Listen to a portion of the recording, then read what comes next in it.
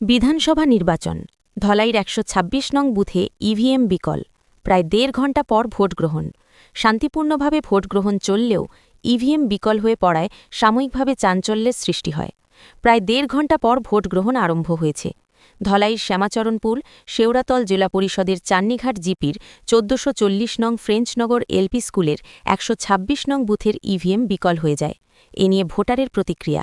Booth কীরকম চলছে?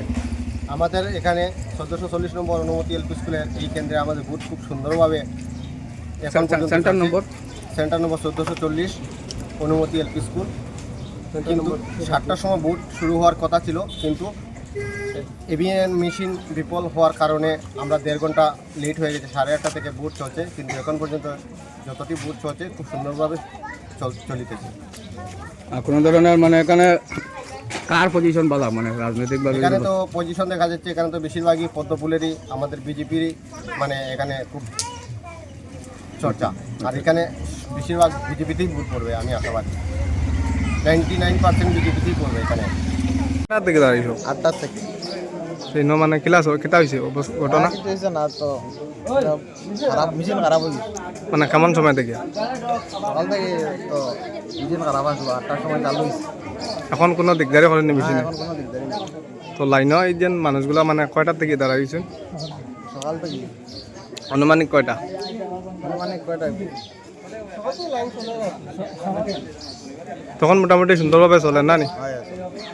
কোনো দিকদারিও না তো? কোনো অসুবিধা নেই। লাইনও মোটামুটি ৮টার থেকে লাইন ৮টার থেকে তো এনো কিতা ইভিএম মেশিনও কিতা প্রবলেম হয়েছে? মেশিন মনে হয় মোটামুটি ৭টার সময় করা হয়েছে, খারাপ হয়েছিল, এরপরে ঠিক করা হয়েছে, রিপ্লেসও করা হয়েছে। এখন মানে কিলা বুট কিরম চলে? এখন তো চলে আর মোটামুটি সুন্দরভাবে চলে, কোনো দিকদারিও নেই? দিকদারি নাই, এখন পুরো স্লো আর। আপনার বুট সেন্টার কত নম্বর? ১২৬ নম্বর। তো এনো মানে ফ্রেঞ্চনগর এলপি স্কুল, ১৪৪০ নং ফ্রেঞ্চনগর এলপি স্কুল। এই স্কুলে আমাদের এখানে খুব সুন্দরভাবে বুট চলছে। আর আজকে সমস্ত আসাম জুড়ে ধলাই বিধানসভায়ও আজকে ৯ এপ্রিল বুট চলছে, খুব সুন্দরভাবে বুট চলছে। তাই আমাদের এখানে বুট বেশিরভাগই মানে বিজেপি সমর্থক। আর বিজেপি যেগুলো মানুষের সাহায্য সহযোগিতা বা স্কিম প্রকল্পগুলো পেয়েছে তা নিয়ে বিজেপির জন্য মানুষ মানে খুবই আনন্দিত। আর খুব সবাই এসে ভোটদান করছে। এখানে আমরা এসে একটা জিনিস শুনতে পেলাম যে এখানে ইভিএম মেশিন কি খারাপ হয়েছিল? ইভিএম মেশিনটা অন হয় নাই, তারপরে আমাদের স্যার এসে আবার মেশিন বদলি করে এখন আবার সুন্দর চলছে। তো কত সময় অবধি বন্ধ ছিল?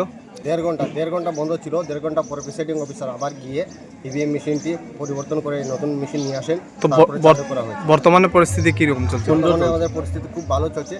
এখানে যারা আছেন লাইনে সুষ্ঠুভাবে দাঁড়িয়ে ওদের কোনো অসুবিধার সম্মুখীন হতে হচ্ছে না? তবে যদি আমাদের এখানে তোরা লেট হয়ে যায়, তবে আমি আমাদের প্রিসাইডিংকে বলছি যে আমাদের যতটি বুট রয়েছে সব কাস্ট করে, যদি রাত্রে হয় তো অনুমানিক বর্তমানে অবধি মানে কতটুকু নষ্ট হয়েছে? অনুমানিক 30% কাস্ট হয়েছে। 30%। তবে আমাদের আশাবাদী এখানে সব কাস্ট হবে।